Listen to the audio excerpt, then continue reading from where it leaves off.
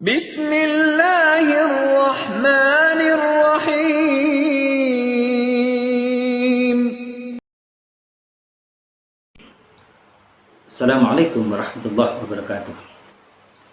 Bismillahirrahmanirrahim. Alhamdulillahirabbil alamin wala 'udwana illa 'alal zalimin. Asyhadu an la ilaha illallah wahdahu la syarikalah wa asyhadu anna sayyidina Muhammadan 'abduhu wa rasuluh. Allahumma shalli wa sallim wa barik ala sayyidina Muhammad wa ala alihi wa ashabihi ajma'in. Amma ba'du. Pemirsa dan jamaah masjid lingkungan ibadah lingkungan Yaumil rahimakumullah. Kita panjatkan puji syukur kehadirat Allah Rabbul Jalil. Karena dengan nikmat yang sangat luar biasa yang dilimpahkan kepada kita, tentunya sebagai hamba yang tahu diri, syukur adalah merupakan satu-satunya yang harus kita lakukan atas segala nikmat dan karunia yang Allah berikan kepada kita. Kedua kalinya salat salam kita sanjungkan kepada Rasulullah SAW dengan penuh harap semoga kelak di yaumil qiyamah kita senantiasa mendapatkan syafaatnya. Jamaah rahimakumullah. Kali ini saya akan melanjutkan kajian kita tentang bab menangis atau keutamaan menangis karena takut, karena rindu kepada Allah Subhanahu wa taala dalam kitab Riyadhus Shalihin hadis yang ke-451. Sebelum kita memasuki hadis tersebut, maka coba kita perhatikan beberapa ayat Allah tentang bab menangis ini. Ternyata di dalam Al-Qur'an ada beberapa ayat yang Allah SWT membolehkan kita menangis. Bukan hanya ketika kita sedang dalam keadaan di luar sholat, bahkan di dalam sholat pun tidak menutup kemungkinan untuk kita menangis. Nah, mana dasar-dasarnya? Yang pertama kita lihat, ternyata salah satu ciri orang beriman itu di dalam surah Al-Anfal ayat yang kedua disebutkan begini. A'udzubillahi minasyaitonir rajim. Innamal mu'minuna alladzina idza dzukirallahu wajilat qulubuhum wa idza tuliyat 'alaihim ayatuhu zadatuhum imana wa 'ala rabbihim yatawakkalun. Pada ayat ini Allah menegaskan, sesungguhnya orang-orang beriman itu adalah orang-orang yang apabila disebut nama Allah, wajilat qulubuhum, maka bergetarlah hatinya. Wa idza tuliyat 'alaihim, dan apabila ditunjukkan kepada mereka ayatuhu, yaitu tanda-tanda kebesaran Allah, zadathum imana, maka semakin bertambah keimanan mereka. Wa 'ala rabbihim, dan hanya kepada Tuhannya lah mereka itu yatawakkalun, senantiasa berserah diri. Kemudian pada ayat yang lain Allah juga menyampaikan dalam surah Al-Isra ayat yang ke-109, wa yakhiruna lil azqan yabkuna wa yazidahum khusyu'a. Dan orang-orang yang beriman itu sama menyungkur dengan dagunya sambil menangis, dan Al-Quran itu menambah ketundukan mereka kepada Allah Subhanahu wa taala. Dalam ayat lain surah An-Najm ayat 59 sampai 60 Allah menyampaikan, afaman hadal hadis ya jabun wa yabkun wa yadhakun wa la yabkun. Adakah dari pembicaraan Al-Quran ini engkau semua menjadi heran, lalu engkau semua ketawa dan tidak menangis? Ini adalah merupakan rangkaian-rangkaian tentang betapa agungnya Allah, betapa firman-firmannya sangat benar dan sangat hak. Sampai-sampai di dalam keterangan ayat-ayat ini ditegaskan bahwa orang-orang yang beriman itu pasti memiliki ciri apabila dibacakan ayat Allah, dia semakin bergetar hatinya. Apabila ditunjukkan tentang kebesaran Allah, maka dia akan semakin bertambah keimanannya.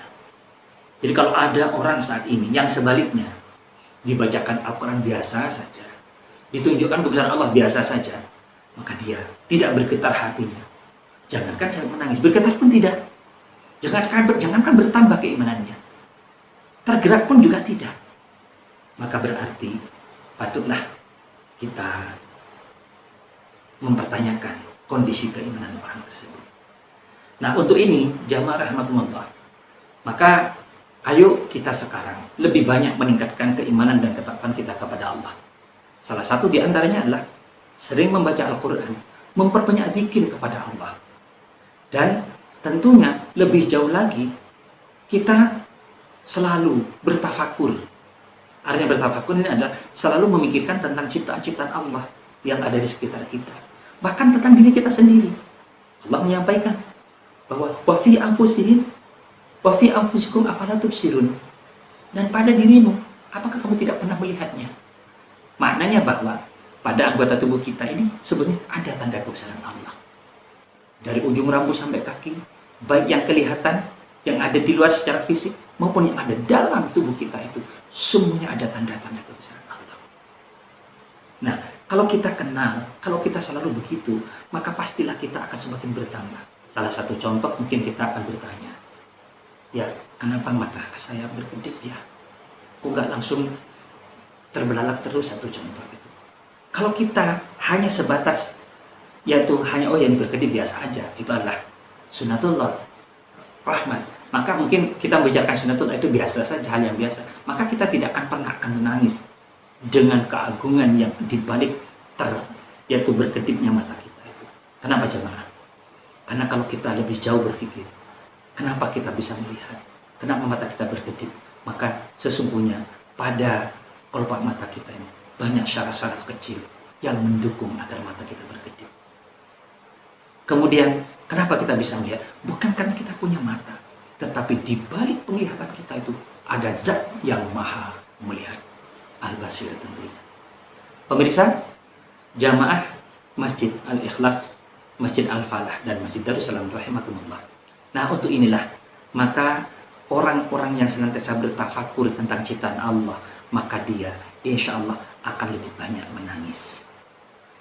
Pada kajian hadis kali ini, kita akan membacakan hadis yang diriwayatkan oleh Imam Muslim yang disampaikan oleh Anas bin Malik yang berbunyi begini. Qala Abu Bakrin li Umar radhiyallahu anhuma ba'da wafati Rasulullah sallallahu alaihi wasallam. Berkata Abu Bakar kepada Umar, semoga Allah meridhai keduanya, setelah Rasulullah wafat. Apa kata Abu Bakar? Intalik bina ila Ummi Aiman. Ayo kita bersama-sama pergi ke rumah Ummu Aiman radhiyallahu anha, semoga Allah meridhoinya. Nazuruha kama kana Rasulullah sallallahu alaihi wasallam. Kita berziarah ke sana sebagaimana Rasulullah sallallahu alaihi wasallam selalu berziarah ke rumahnya. Yazuruha, maka mereka kemudian berangkatlah keduanya ke rumah Ummu Aiman. Falamma intahaya ilaiha bakat. Maka ketika sampai ke rumah Ummu Aiman, didapatinya Ummu Aiman sedang menangis. Faqala laha, maka keduanya, yaitu Abu Bakar dan Umar, berkata, Ma yubkiki, kenapa engkau menangis, wahai Ummu Aiman? Ama ta'lamina annama indallah ta'ala khairul li Rasulillah sallallahu alaihi wasallam. Apakah atau bukankah kamu tidak mengetahui bahwa di sisi Allah lebih baik bagi Rasulullah sallallahu alaihi wasallam? Olat, maka kemudian berkata Ummu Aiman, inni la abki anni la'alamu annama indallahi khairul Rasulillah sallallahu alaihi wasallam walakinni abki annal wahya qadin qata'a minas samai fahayyajat huma 'alal buka faja'ala yabkiyani ma'aha. Maka pada kelanjutan hadis ini Ummu Aiman berkata, aku tidak tahu gimana. Yaitu sesungguhnya saya tidaklah menangis karena saya tidak mengetahui bahwasanya apa yang ada di sisi Allah itu lebih baik untuk Rasulullah SAW. Tetapi saya menangis ini ialah karena sesungguhnya wahyu itu telah terputus sebab Rasulullah SAW telah wafat. Maka ucapan Ummu Aiman menggerakkan hati kedua sahabat Rasulullah ini untuk menangis. Kemudian keduanya itu pun menangis karena sedihnya, yaitu bersama dengan Ummu Aiman. Pemirsa rahimakumullah. Jadi pada hadis ini adalah satu gambaran bahwa Ummu Aiman ini yaitu seorang wanita, seorang bagian daripada sahabat Rasulullah yang menangis karena rasa cintanya kepada Rasulullah SAW. Bukan hanya, apalagi kita tahu bahwa barang siapa man ahabbani, kata Rasulullah, barang siapa yang cinta kepadaku faqad ahabballah, maka sungguh dia cinta kepada Allah. Artinya bahwa Ummu Aiman sangat cinta kepada Rasulullah. Karena cintanya ketika Rasulullah tidak ada, Ummu Aiman selalu menangis. Menangisi bukan karena menangis karena kemudian sedih dan sebagainya, menangis karena artinya merasa kehilangan Rasulullah, tidak, tapi rasa kerinduannya yang sangat tinggi. Menangis bukan karena ingin mendapatkan sebuah nilai sesuatu, tetapi dia menangis benar-benar karena ingin menunjukkan bahwa rasa cinta kasihnya kepada Rasulullah.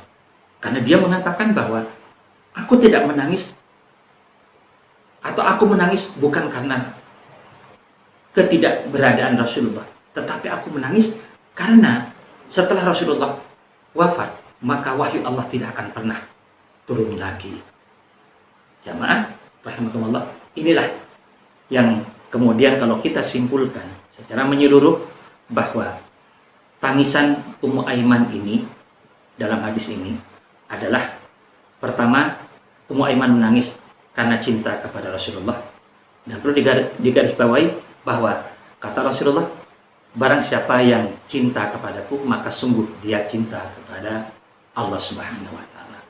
Barang siapa yang taat patuh kepadaku, kata Rasulullah, maka dia sungguh patuh dan taat kepada Allah Subhanahu wa Ta'ala. Berarti orang-orang seperti Ummu Aiman, orang yang sangat taat kepada Rasulullah, orang yang sangat cinta kepada Rasulullah, dia benar-benar telah menunjukkan rasa cintanya kepada Allah Subhanahu wa Ta'ala. Yang kedua, tangisan Ummu Aiman bukan tangisan karena cengeng, bukan tangisan karena lebay, tetapi tangisan yang berasal dari hati sanubari keimanannya, yaitu menangis karena Allah, karena telah berpisah dengan Rasulullah SAW. Tapi tangisannya itu adalah, yaitu sangat sedih karena setelah Rasulullah wafat, pasti wahyu Allah tidak akan turun lagi. Nah, kesedihan itulah yang kemudian menyebabkan Ummu Aiman menangis. Dan setelah mengetahui jawaban Ummu Aiman itu, ternyata Abu Bakar dan Umar pun menangis. Kenapa? Karena Abu Bakar dan Umar pun sangat cinta kepada Rasulullah.